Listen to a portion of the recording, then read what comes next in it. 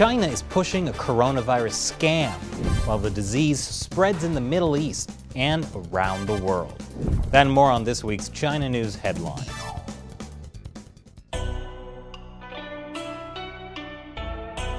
This is China Uncensored. I'm Chris Chappell. This week's China News Headlines. An update on the coronavirus disease, also called COVID-19. It's now spread to at least 48 countries. But the World Health Organization is declining to call it a pandemic. Cool. Just like they declined to call it a global health emergency a month ago.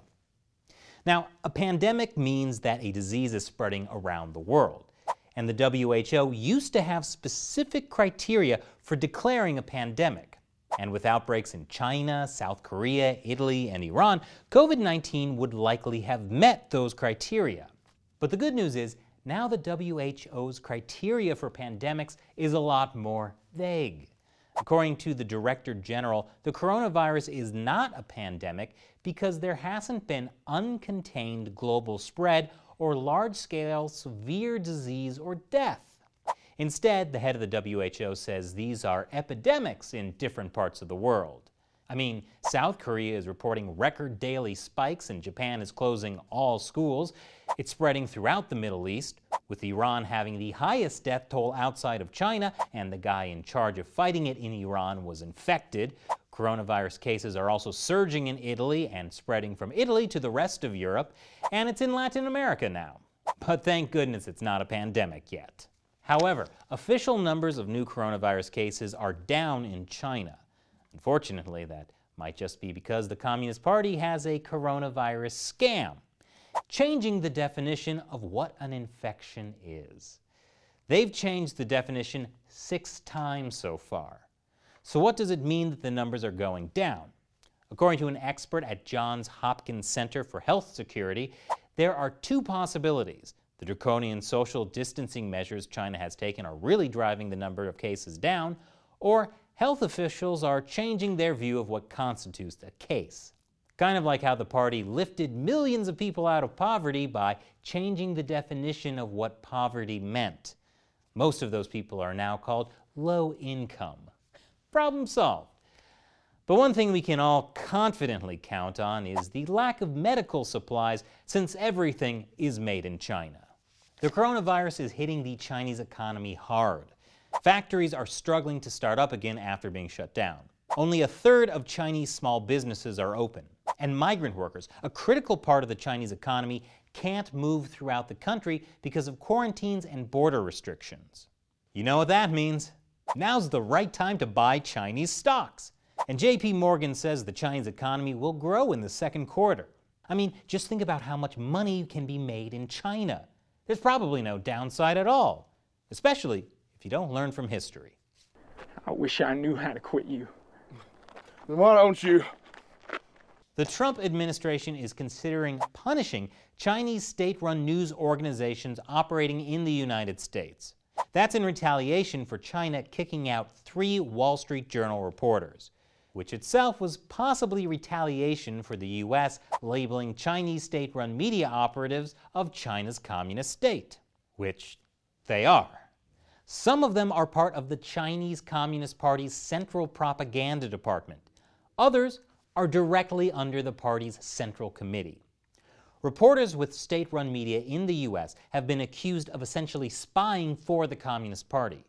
That's why the new punishments the Trump administration are considering may include expelling journalists who have contact with intelligence agencies. Then again, I have to say, my opinion of Chinese state-run media really changed after China Daily called China Uncensored a leading Western media outlet.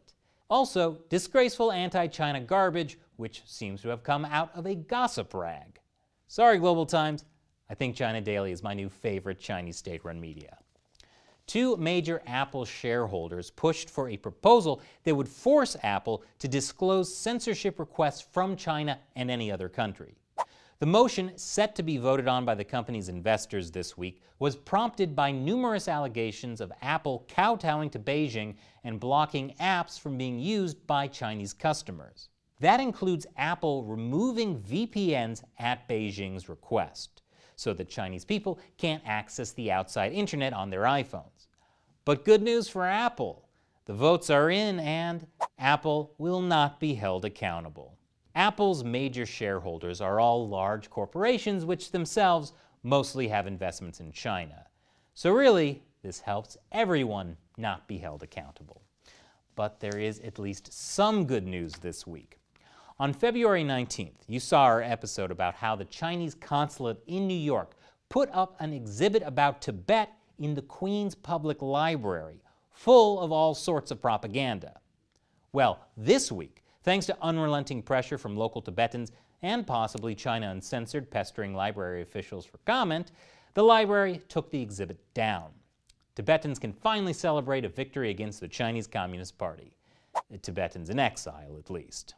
And that's it for this week's China News Headlines.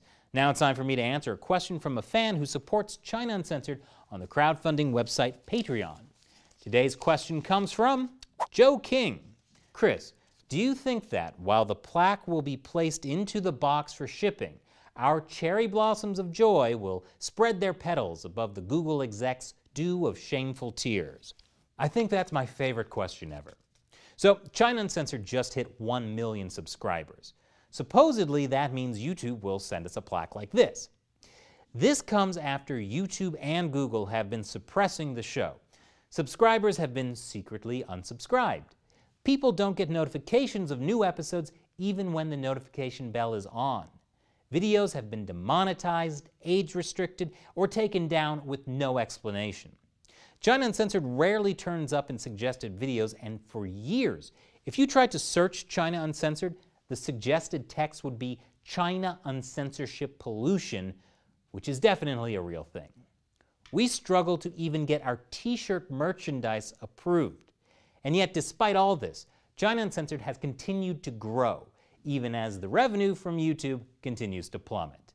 This has been possible because you are watching and sharing the videos, and you continue to support the show on the crowdfunding website Patreon.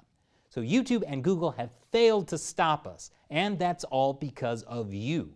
So I can only imagine that plaque will be bathed in a gentle mist of the tears of those Google execs who still long to get back into China. That is, if they ever ship it to us. I'm not going to hold my breath. Thanks for your question. And thanks for your support, Joe King. And if you'd like to join the China Uncensored 50-cent army, head over to patreon.com/China Uncensored to learn more. Thanks for watching China Uncensored. Once again, I'm Chris Chappell. See you next time.